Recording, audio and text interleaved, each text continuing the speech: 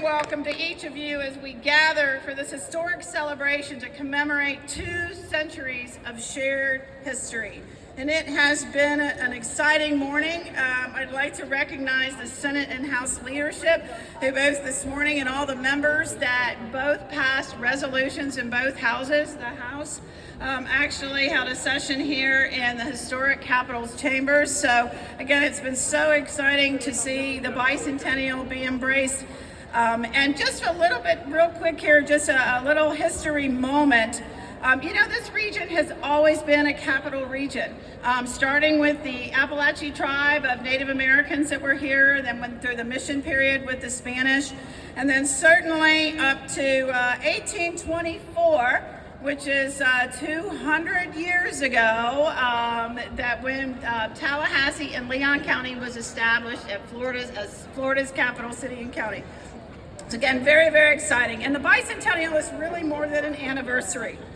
It's a unique opportunity to share and celebrate our community's rich history, ambitions, aspirations, and accomplishments. And in light of this, we've chosen the theme for the Bicentennial year for 2024 as Ambitious from the Beginning, to encapsulate the spirit of Tallahassee and Leon County.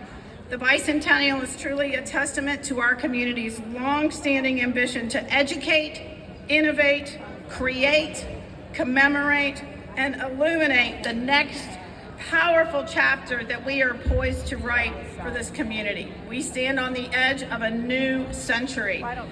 A little more than a year ago, the Tallahassee-Leon County Bicentennial Steering Committee was selected by the Leon County Board of County Commissioners to provide leadership to ensure a coordinated marketing framework for the 200th anniversary of our community.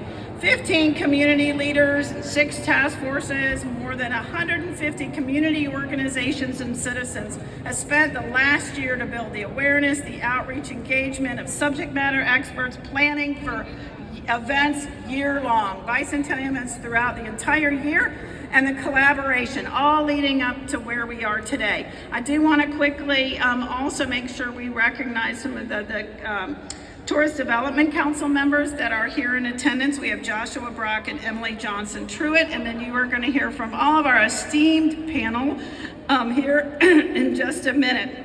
Certainly all of the city and county commissioners, and we have a very, very special guest with us as well. So with this, before we delve into the rich tapestry of the presentations and commentary today, let us take a moment to reflect on the Bicentennial and the African American soldiers who served in the United States Armed Forces, as we preserve the legacies of the original soldiers of the 2nd Infantry Regiment of the United States Colored Troops and their fight for freedom. Let us remember the sacrifices made, the progress achieved, and the renewed sense of purpose. Ladies and gentlemen, I would ask you to draw your attention to the presentation of colors led by Sergeant Major Jarvis Rozier Sr., U.S. Army retired, and the 2nd Infantry Regiment of the United States Colored Troops Living History Museum, or Living History Association, excuse me. And then I also want to introduce then John LeBar, Visit Tallahassee's Senior Operations Director, to sing the National Anthem. So with this, the presentation of the colors.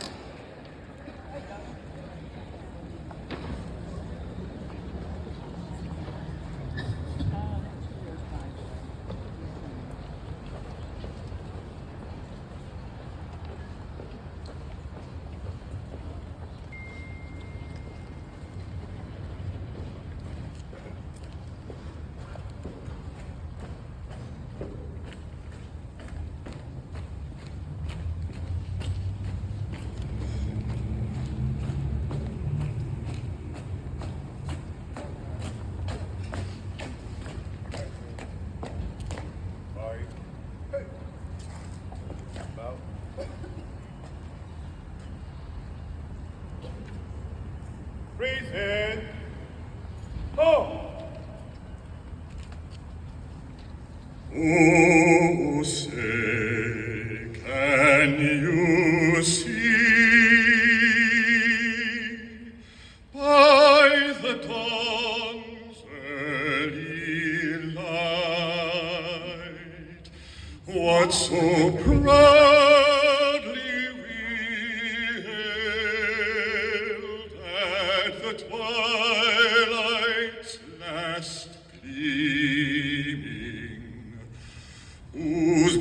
broad stripes and bright stars through the perilous fight. O'er the rampart we watched, where so gallantly streaming, and the rocket red glare, the bombs bursting in air, gave proof through the night that our flag was still there.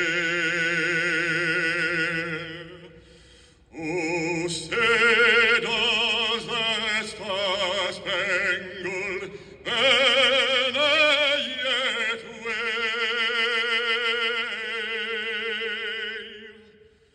o'er the land of the free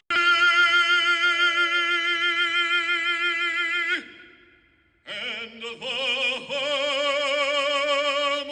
of the brave.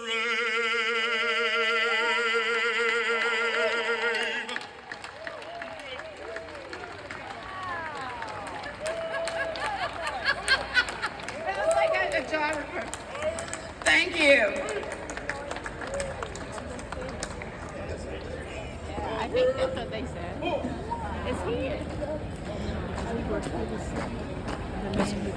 No, he works with me.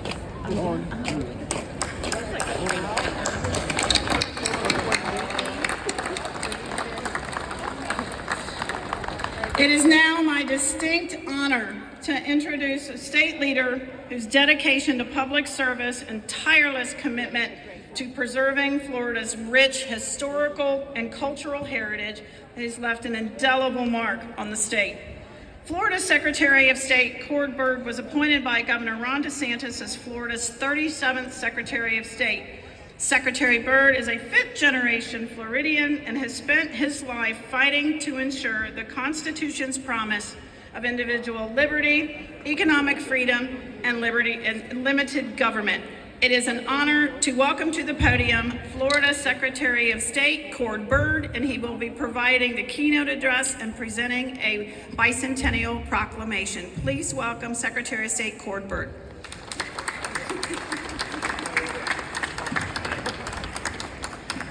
Good afternoon, everyone, and thank you for your kind introduction. It's a pleasure to be part of Tallahassee-Leon County Bicentennial Day at the Capitol. I want to thank Visit Tallahassee and the Bicentennial Steering Committee for organizing this event and giving me the opportunity to address you today. It's also an honor to share the stage on the steps of the historic Capitol with the other distinguished guests who you'll be hearing from afterwards. Commemorating the 200th anniversary of Florida's capital city and Leon County's founding means more than just marking an important milestone. It's an occasion to honor the story of this community and reflect on the history of the people who have called this area home for the past 200 years. The theme of this year's bicentennial is ambitious from the beginning, an acknowledgement of the people who have lived in this area with their vision for a better future and a determination to see that vision through. Without this ambition, Tallahassee could not have weathered many of history's storms while keeping pace with the ever-increasing speed of progress. Today, Tallahassee is the flourishing capital city of the third largest state in the nation, with renowned research institutions and innovative industries that continue to influence state and national affairs. While Tallahassee continues to march forward, our community stays grounded in the memory of our past. Long before this site became the state capital of Florida, this area held special significance to the first people who recognized Florida as home. In the period of European contact, this area was inhabited by the Appalachian Indians, whose history is demonstrated at Mission San Luis Living History Museum here in Tallahassee. Starting in the 16th century, Spanish expeditions to the North American continent began by landing in Florida. In late 1538 and early 1539, the Spanish conquistador Hernando de Soto and his party of 600 made their winter camp less than a mile southeast of where we are now standing. Archaeological evidence of the DeSoto encampment can be seen in an exhibit at what is now the Governor Martin House. Spanish settlers recognized this area as rich in natural resources and situated in a strategic location. As such, Tallahassee was selected as a capital for the western terminus of the Spanish mission system that began in St. Augustine to the east. For 2 centuries, Florida was traded back and forth between Spain and the United Kingdom and eventually became a United States territory in 1821. Native tribes, known today as the Seminoles, Miccosukee, and Muskogee, continued their ancestral ties to these lands during that period. This territory's legislative council originally planned to alternate their sessions in Pensacola and St. Augustine, but traveling to either city proved to be a long and dangerous journey. They decided a midway point between the cities would better suit their needs, and in 1824, Florida's territorial government, housed in a log cabin, convened for the first time here in Tallahassee to conduct the people's business. By 1860, relying on the fertile soils and abundant natural resources, these ambitious planners made this area Florida's top cotton producer, and Tallahassee was at the center of Florida's agrarian economy. The prosperity of local planters was not to last, however. With the outbreak of the Civil War and its aftermath, Tallahassee's social, political, and economic landscape changed dramatically. A decisive moment in Tallahassee and Florida history occurred May 20th, 1865, when the Emancipation Declaration was announced to be in effect from the steps of the present-day Knott House Museum. As society shifted, so did the land itself. The area continued to grow and evolve. Shipping ports, bustling towns, and fishing communities dotted the nearby coasts and the surrounding area as people put into place their ambitions and plans. But as we know, growth never comes easy. Like many communities across the United States in the 1830s, Tallahassee had to weather the Great Depression, high unemployment, and economic downturns. With help from the Work Progress Administration, the city and county put citizens to work to build the Leon County Armory and Leon County High School, 2 of Tallahassee's most iconic buildings, among others that remain in use today. When America entered World War II, locations throughout the Tallahassee area were instrumental as military and training bases for fighter pilots, flight crews, and amphibious landing techniques that helped the United States in winning the war. As the post-war years gave way to the upheaval of the 50s and 60s, Tallahassee witnessed milestone moments of the civil rights movement that fulfilled the Constitution's promise of equal justice for all. Over the years, Tallahassee has flourished and benefited from those who work to realize their ambitions and who have helped Florida navigate a path toward the modern state that it is today. Today, our city is home to world-class educational institutions, innovative companies, beautiful nature, and of course, the seat of state government. Tallahassee is a community that cares deeply about its history, its people, and its culture. That's why I look forward to this year's series of events that celebrate Tallahassee and Leon County's Bicentennial. I hope you'll join us for this once-in-a-lifetime celebration.